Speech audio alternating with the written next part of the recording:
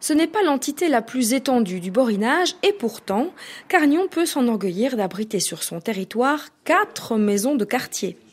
Des structures qui ont démontré toute leur utilité et où chaque initiative citoyenne peut venir chercher et trouver un soutien bienvenu. C'est d'apporter un soutien logistique, méthodologique à l'initiative citoyenne, à la citoyenneté. Et la fracture numérique, c'est aussi quelque chose qui porte atteinte à la citoyenneté. C'est pour ça que nous avons voulu intégrer les EPN dans le plan de cohésion sociale. Rapprocher les gens, physiquement bien sûr, mais aussi par le biais du courrier électronique, par le biais d'Internet, comme vous pouvez constater ici derrière moi, où des personnes qui avaient été gardées à distance de la révolution numérique peuvent maintenant entrer de plein pied dans cette ère-là. Chaque maison abrite un EPN, comprenez un espace public numérique.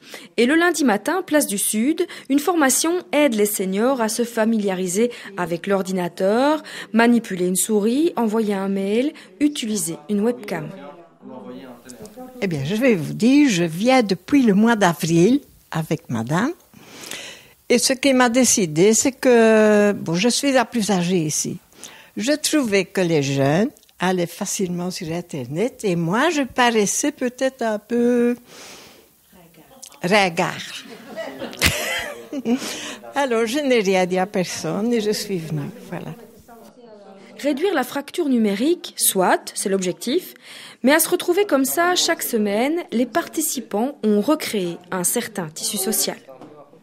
C'est ça le but, c'est, bien sûr, on se réunit autour de l'informatique, mais pas uniquement. En fait, l'idée, c'est se rencontrer. C'est pour ça qu'on donne des initiations en groupe pour justement pouvoir bien discuter, parler, boire un petit café. Donc, au final, c'est un outil, c'est réduire la fracture numérique. On utilise l'ordinateur, mais c'est également simplement pouvoir se rencontrer et être ensemble. Et un objectif est atteint, certains formés ont par ailleurs sauté le pas et acheté leur propre ordinateur. L'existence d'une maison de quartier, ce qu'on constate, c'est que ça favorise l'émergence de l'initiative citoyenne. Certains citoyens n'avaient pas attendu après une maison de quartier pour se manifester, mais ça a grandement facilité les choses, ça leur apporte un support, et puis d'autres citoyens se sont aussi mobilisés pour créer un autre comité de quartier, et il y a d'autres initiatives citoyennes qui se mettent en place sans nécessairement un comité formel.